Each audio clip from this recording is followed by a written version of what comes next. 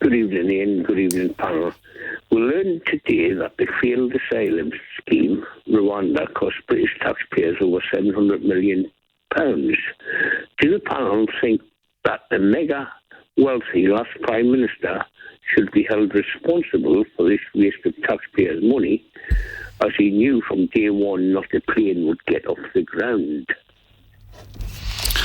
Well, the scheme actually started, I think I'm right in saying, under Boris Johnson, so it wasn't Rishi Sunak's idea, but it is an innovative suggestion that he should be responsible for the £700 million, because it would mean then that he'd actually be as rich as everybody around this table, wouldn't it? Because I think his wealth is about £700 million. Kieran? Well, if Keir Starmer's going to be responsible for the escalating cost of not dealing with the problem, then maybe there's an argument to be made, because this is a ridiculous way of trying to frame the Rwanda policy and its cost-benefit.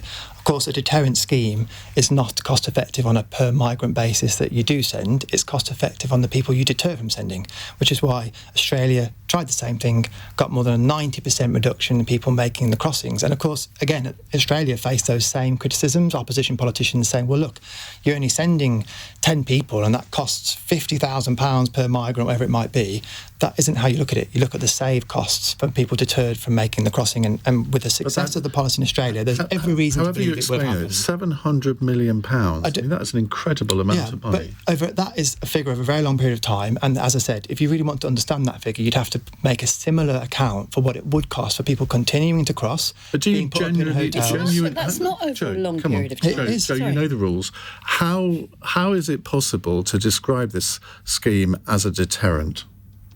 As I said, we never got to enact the scheme. So anyone who's saying it didn't work, it wasn't enacted. So there's never been a test of the scheme. What you can do is look at what other similar countries did. In Australia, they did exactly the same thing. They said people making boat crossings will not be allowed to stay. Right. They were offshored and the crossings dropped by more than 90%. So what Josh has to say on behalf of the Labour Party is, what is the percentage drop that you're going to get? We'll let him speak. What Kieran's essentially just conceded, that deterrence is just a word that they use to describe the policy, not a fact that has anything to do with the world.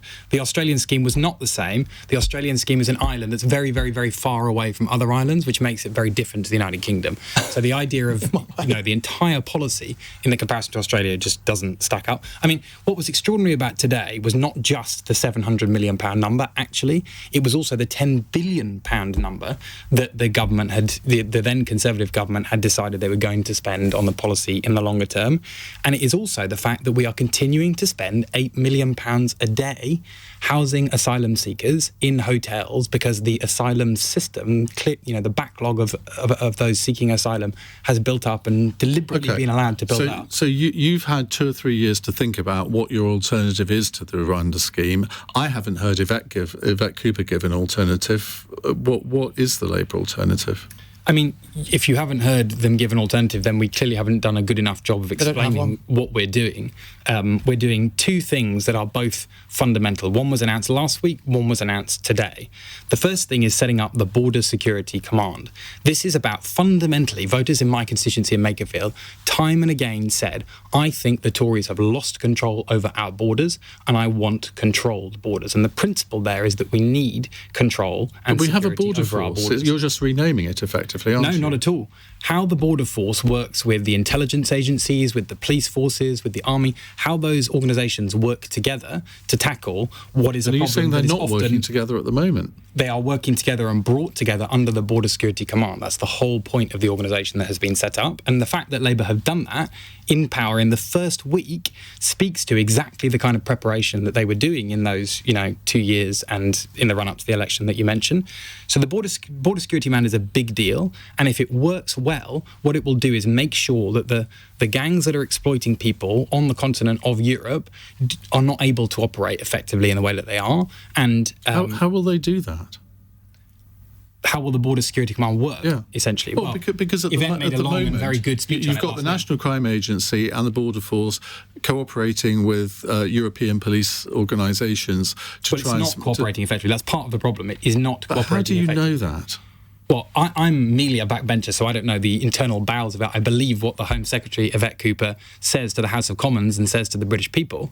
And what she said really clearly and repeatedly, there's no surprise here. This is what Labour argued all the way through the election campaign and then won a landslide majority off the back of. And that is what we are now doing. We're simply doing what we said we were going to do. And what Yvette has argued all the way through is that our security services, our intelligence agencies can cooperate much better both with each other and with their counterparts in Europe. And because the Conservative Party have absolutely no interest in Britain standing inside Europe and with other European countries, and they've trashed that reputation, those agencies were not working effectively with each other, and they will be under the Border Security Command. What proof do you have of that? I mean, I can see the theory, but what proof do you have of that? Well, that is the same question that you can ask of what proof do you have that Rwanda policy is going to be Australia. I've given you the proof. I've given you the proof. Australia we have put just a similar policy in and got a 90% drop. And I've explained to you why the Australia policy is just not like the Rwanda scheme, which you don't like, but it isn't the same scheme at all. And in the end, the proof of whether the Border Security Command works, we have been lucky enough to be trusted by the British people with power in the UK government. We have established the Border Security Command. We are, the government is seeking to recruit the director of that Border Security Command. Whether that works is something that we will see very clearly over the coming months, weeks and years. Danny, the 700 million, I mean, that does sound a huge amount of money. It is a huge amount of money. And, Henry's question about whether Rishi Sunak should be personally liable, he shouldn't. We want good people to come into politics and not be personally liable for that sort of implication. But what the former Prime Minister and lots of senior politicians should be held responsible for is eroding public trust in politics. Migration is a hugely complex issue that needs a multifaceted international approach to manage, and yet we've been fed this diet of simplistic attention-grabbing headlines of solutions that are supposed to be the magic bullet. We knew the Rwandan scheme wouldn't work. We knew it was going to be hugely costly, even if it had been implemented. But the worst aspect of it is it just further erodes trust that people think that, that things are actually working when they're not. And, you mentioned my book earlier, Power to the People. It has countless examples of where our political system is fraying at the edges because trust is at an all-time low. People are not interested in politics. 19 million of us didn't bother voting in the recent general election. That's more than double the number of people who actually voted for the Labour Party. So something is wrong with our politics, and it will only be put right if politicians own up to the complexity of challenges, even as difficult as migration. Because, Josh, just to come back to you on that, I think Danny is absolutely right that there is a real impetus for Labour to not let people down, because if we get to, say, 2027 and there's still 40,000 people coming across the Channel each year on boats, people say, well, I believed Yvette Cooper, she talked a good game. And it's similarly with the growth levels. If you don't achieve the growth levels, again, people are going to think they've been let down with more reasons not to vote. Yeah, I could not agree more with the argument that Danny is making. And I think one of the things that was really striking to me, going from running a think tank to knocking on voters' doors during the general election campaign, was the complete lack of trust in politicians, in our institutions, in democracy. And our political system can't function unless people believe that politicians say, I'm going to do this, and this is the effect I think it will have, and then they do it. Nothing works. And the Conservative Party have trashed that relationship repeatedly, and the Rwanda scheme is but one of many examples in which they have done so, and they should be held to account for that, both during the campaign as they were and after the fact. And Kieran, that is an important point, isn't it? Because you will have heard on the doorstep from people saying, look, nothing works in this country. Every public service is worse than it was 14 years ago when you came into power. And that has eroded trust as well, hasn't it? Listen, we suffered a defeat, and I'm not going to gloss over that and suggest that things are fantastic. But what the Labour Party have been doing during the election campaign, are trying even harder to do now, is to create this idea that everything's terrible and that's going to force them to do difficult things. They keep saying that this is the worst economic inheritance that they've had, since the Second World War. Actually, unemployment is lower than when we came in 2010. The number of people living, children in absolute poverty is lower than when we came in 2010. The number of people in employment is higher than when we came in 2010. our economy has grown faster since 2010 than Germany, France, Japan. So there's a mixed picture there. Of course, if party politics causes all parties to kind of focus on trashing the record of the opposition, if you take a slightly more rounded view, whilst absolutely there are things that we could have done better, I think the suggestion that we've ruined everything. The NHS is a good example. I come from the NHS as a background. Absolutely, the NHS is struggling. It's actually seeing more patients than it's ever seen before. It's got more nurses and doctors than it's ever had. Its funding since 2010 has been increased by more than a third. And if Josh is so confident in his Home Secretary, you might want to ask her why in the chamber today she refused to give any kind of commitment as to when the crossings will actually come down. OK, Jo. Well, I'll tell you one thing. I live near the Kent coast, and the only thing that stops the crossings is the weather. And anybody knows that, and anybody working in it. What would actually help is to clear the backlog of the people who have been living in limbo for years, in some cases, at huge cost, as Josh said, to the taxpayer, in hotels where we know there was an investigation over the weekend, to the middlemen who are making an absolute fortune. It's a racket.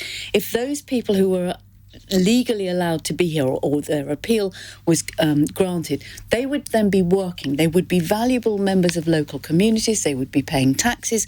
They would be part of a community. Instead of being this hated group of people that people go, oh, why are we paying for them to live in a hotel when we can't get a council house? And I think the point that you made, Danny, is absolutely right. Everything has been traduced to such a level of, we're going to do this, we're going to fix it, I know, we'll have another idea. £700 million, that is just money down the back of the sofa compared to the £130 billion that your previous government spent since 2010. I mean, the money that has been wasted. And when we talk about the broader issue on this, COVID, we all know the huge cost. And you come from the NHS, my son's a paramedic. Kieran, I didn't know whether he would come home from work because he hadn't got any PPE. And we know that people have made an absolute fortune, and they were aided and abetted by people like Matt Hancock.